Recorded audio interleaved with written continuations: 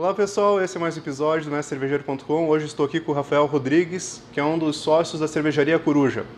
Rafael, o que você trouxe para a gente provar aí? Beleza? Um pouquinho de cada, né? Um pouquinho de cada. A gente vai fazer primeiro um episódio sobre as cervejas de base da cervejaria Coruja, duas delas, né? Depois a gente vai falar um pouquinho sobre as demais. E daí a gente vai fazer um outro programa, uma segunda parte, que vai ser com a linha Fora de Série. Isso aí? Ótimo. Vamos começar por qual? Começar do começo, né? Como a gente costuma dizer, né? Certo. Então, dessa linha de base, a gente tem duas cervejas que são vivas, né? Cerveja viva não pasteurizada, né? Tá. Então, quando a gente começou lá 9 anos atrás, a gente fez questão de ter essa diferenciação que é da cerveja não pasteurizada, porque até hoje, tu vê há quanto tempo tem a legislação que nos obriga a mentir, né? Que chopp é uma não pasteurizado em barril, mas aí o pessoal faz pasteurização. Gera muita confusão, barril, né? Aí dá aquela confusão. Então, para atrapalhar mais a confusão, a gente resolveu fazer tentar fazer a forma correta, não a forma brasileira. Certo. Então a gente chama a cerveja viva por não ser pasteurizada. Então a gente começou com uma lager mais tradicional. Essa foi a primeira cerveja de vocês? Essa foi a nossa primeira cerveja. Certo. Né? Então a gente viu assim, a cerveja é puro malte, então com um lúpulo um pouco mais floral. Ok. Né? E com já desde a primeira fórmula dela foi desse jeitão. Já falaram, não, vamos fazer uma cerveja com essas características. E manteve até hoje? Manteve, assim, a gente teve algumas adaptações, alguns ajustes de fórmula, né, até porque naquela época não tinha tanto insumo, então a gente veio trabalhando ela um pouco ao longo do tempo, assim, mas a característica dela é sempre essa. Uma cerveja leve, suave, né, com final prolongado e com um aroma... Você falou, beleza, que antes não tinha tanta variedade de insumo, nem... Variedade, né? Como que era o mercado para comprar insumos, lá, 9 anos e agora como que tá? O que tem de diferente? Quando vocês começaram, fizeram a primeira cerveja e agora? Pois é, assim, eu acho que dá não só mais locais, como os próprios locais abriam, né? Certo. A gente costuma dizer assim, a cerveja artesanal, cerveja especial no Brasil, a gente brinca com o Werner, né, da WE, Sim, que era antes do Werner Ebel e depois de Werner Ebel, né? Porque ele conseguiu trazer primeiro as coisas de qualidade da Alemanha. Então, a nossa base lá do Sul é muito essa, né? Sim.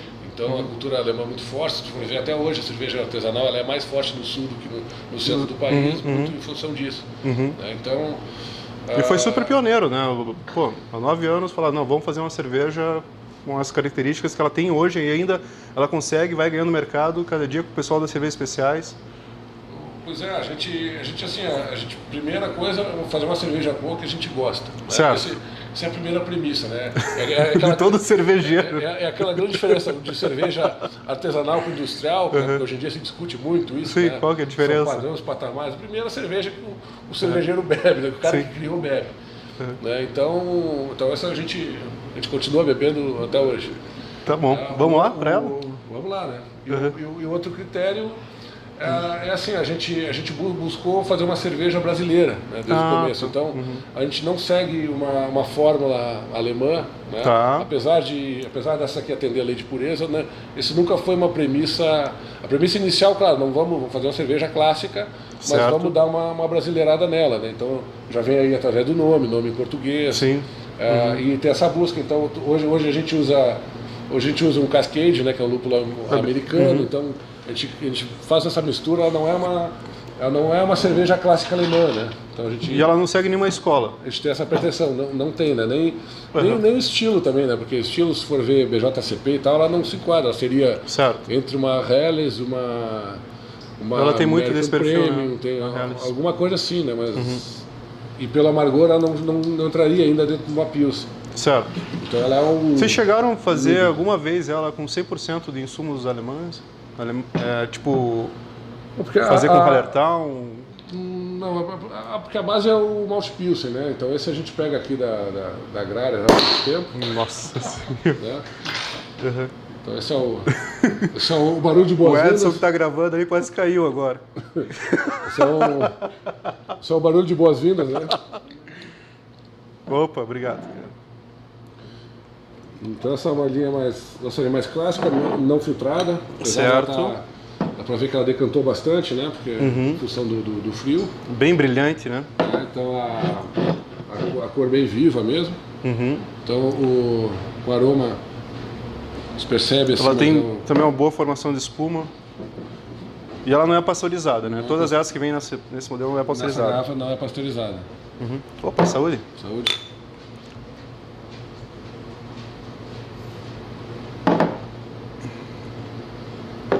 Então assim, é uma cerveja suave, de boa drinkability. E o final dela, de malte, mais prolongado. Certo. Pouco amargor também, um amargor saboroso. É um amargor compatível, equilibrado, mas a característica dela é mais maltada. Certo. Então, essa é a base dela. Depois, e como você falou, né? Ela lembra também um pouquinho da Helles. Né? Ela lembra, não seria bem estilo clássico Helles, mas ela... Não é aquele jeitão Pilsen alemã, que tem um amargor bem acentuado. Ela tem equilíbrio, malte presente, lúpulo. A gente considera, né? O malte é o coração da cerveja, né? O lúpulo, ele entra para complementar e para dar outras personalidades, né? Isso o americano fez com muita propriedade. Certo. Né? E inclusive até por eles produzirem lúpulo, ele tem essa característica, então hoje se configura uma segunda escola, né? Então, essa é a nossa intenção de uma cerveja brasileira de... Certo. E onde que ela é mais aceita? No Sul, São Paulo, Minas, geral, a aceitação dela? Ela vende bem... O Brasil todo. Vende bem o Brasil todo, assim. Hoje a gente está indo até o Rio de Janeiro. Né? Certo. Então, a cerveja... O pessoal de Florianópolis, né, curte bastante também. Floripa vende muito bem. É que hoje o nosso volume de venda é mais concentrado no Sul mesmo, né? Tu pega Rio Grande do Sul, Santa Catarina, hoje vende muito mais que no restante, mas pela quantidade, pelo percentual, ela vende legal. Bem. Beleza. Então, aí depois a sequência, né? Essa é a Viva. No outro ano a gente já criou a Extra Viva, que é a cerveja já um pouco mais forte, certo. mais lupulada, mais amarga, né? Obviamente.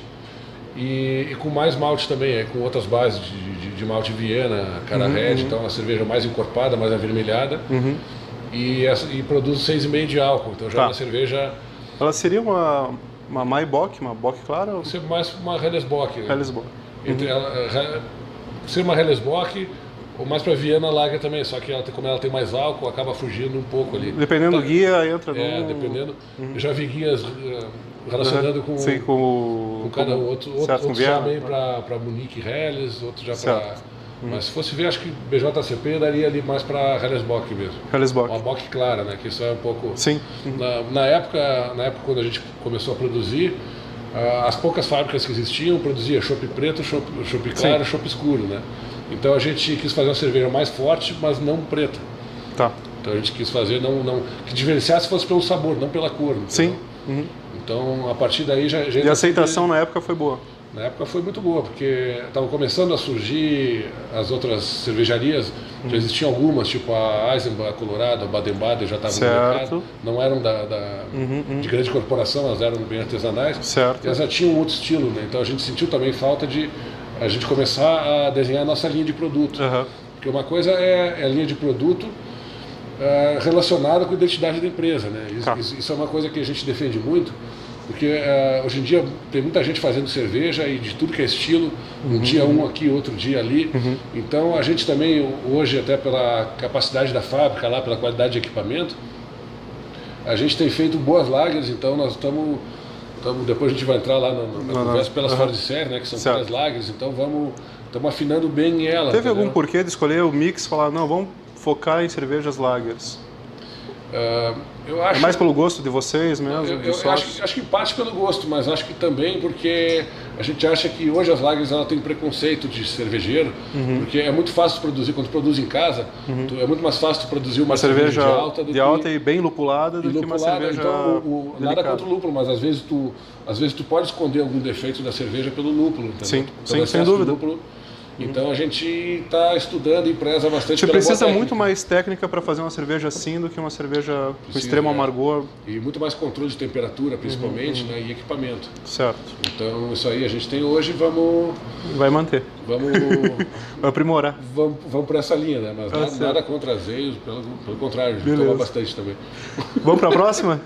Você estava comentando. Então começou com a Extra Viva. Começou com a Viva. Com a Viva. Aí fomos para a Extra Viva. Certo. Então já deu de cara uma boa aceitação assim, entre os cervejeiros, o pessoal gostava de cerveja uma cerveja mais forte, mais encorpada. Né? Então, e a partir daí a gente foi redesenhando, foi foi tentando acompanhar o crescimento, né?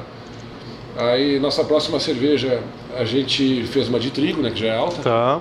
Então, a Alba, inclusive, quando nós criamos ela, a gente fez junto com o Reinaldo, lá da cervejaria da ilha, na época eu morava lá em Floripa. Então, fizemos as primeiras braçagens lá. A gente pegou a gente fez em cima de uma... Na verdade, a nossa de trigo, ela tem mais corpo.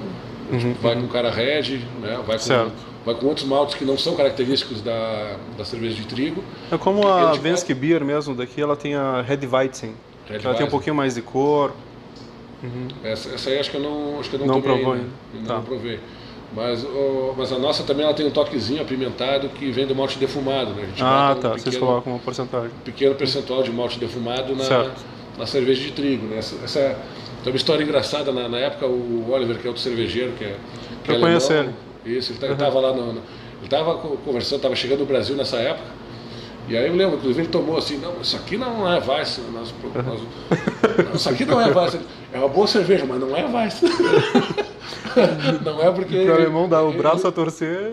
Ele identificou, né, que tinha outras... Uma coisa diferente. Ele até imaginou que fosse alguma especiaria e tal, mas não era, só de malte, né? Certo. Então essa inclusive é a nossa campeã de prateleira, né, que essa já não é viva, essa já é pasteurizada. Certo. Então ela entra nessa linha de garrafa, né? Ok.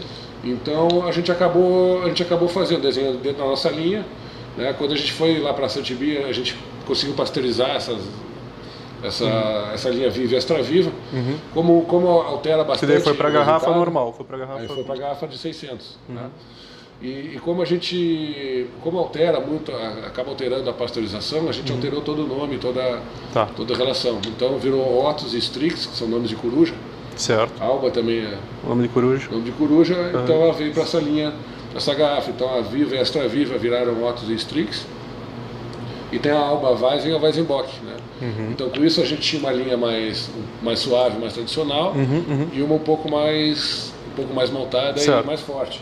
E fizemos essa mesma relação nas de trigo. Então entrou a Alba Weizen e a Weizenbock.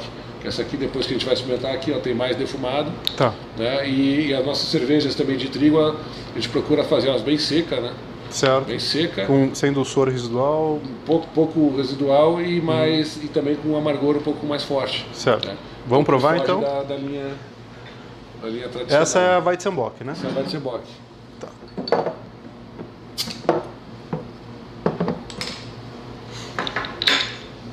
E o nome, como surgiu? Coruja. O nome foi A gente começou a fazer algumas pesquisas assim entre amigos. E a gente já tinha algumas coisas meio pré-definidas, assim, de ser um nome forte em português, de fácil pronúncia, né, que não... E que pudesse ser associado a alguma coisa onde as pessoas fossem lembrar, né? Sabe que qualquer pequena empresa, as verbas de marketing são curtas e tal, então a gente buscou um nome. Aí também, como a gente tem contato por ser arquiteto também, e tem muito amigo, gente da área cultural, a gente acabou pegando a coruja, o nosso slogan Beba com Sabedoria, né? Então sai um pouco desse dirigir não beba, dirigir. Sim. Cada um sabe, tendo sabedoria, a pessoa sabe como conduzir as coisas, né? Então esse nome da coruja acabou dando uma gama grande e é ligado ao hábito noturno, né? Ligado ao conhecimento. Então, hábito noturno? De beber cerveja? De algumas corujas, né? De algumas corujas. Beleza. Ótima formação de espuma, né? Uma cor bem bonita também, âmbar.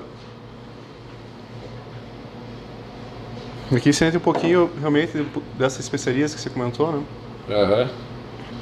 É só do malte, né? É puro malte, não tem só da extração. Qual que é o teor alcoólico dela? Ela não é tão potente, né? Ela tem bastante álcool, até. Ela tem 6,8. 7%, 6,8%. Certo. 6,8% de rótulo, assim. Então esse negócio, ela é uma cerveja um pouco mais seca, não denuncia tanto álcool, e o residual também não fica tão doce na boca, né? Como algumas outras que tem no mercado, assim. Isso é mais um pouco nossa...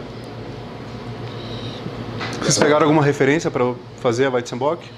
Da Weizenbock nós fizemos da nossa própria Weizen, né? Certo. gente buscou alguns aromas, alguns caramelos, algumas coisas complementares, né, para deixar ela um pouco mais forte, mas deixar com uma semelhança nas coisas positivas que a outra já tinha, né? Não pegamos nenhuma fórmula montada, assim. Um show de bola. Então, normalmente a gente faz alguns testes, né, em pequena escala, em panela, antes de partir para a fábrica. Então tá. Vamos encerrar por aqui esse episódio, a gente passa para o próximo, que a gente vai falar sobre as cervejas fora de série. Fechou? Ótimo. Pessoal, Rafael Rodrigues, da Cervejaria Coruja. A gente bateu um papo aqui sobre as linhas de base da cervejaria. Agora, para um próximo episódio, a segunda parte, a gente vai falar sobre a linha fora de série.